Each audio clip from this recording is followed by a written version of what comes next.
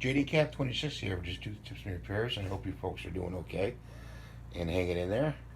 We're looking at my bench right now, and my bench is pretty clear, and we have no project going.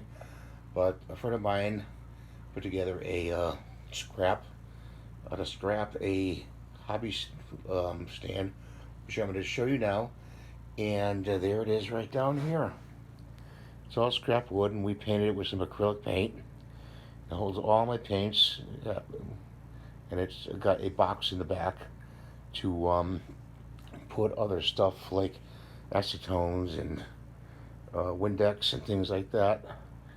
I wanted to show you that, and in the description below I will put the measurements of this hobby stand for your paint. And I hope you enjoyed this video. It's a short video today, but I just want to stay in touch with you guys. And please rate, subscribe, and ring the notification bell for new videos.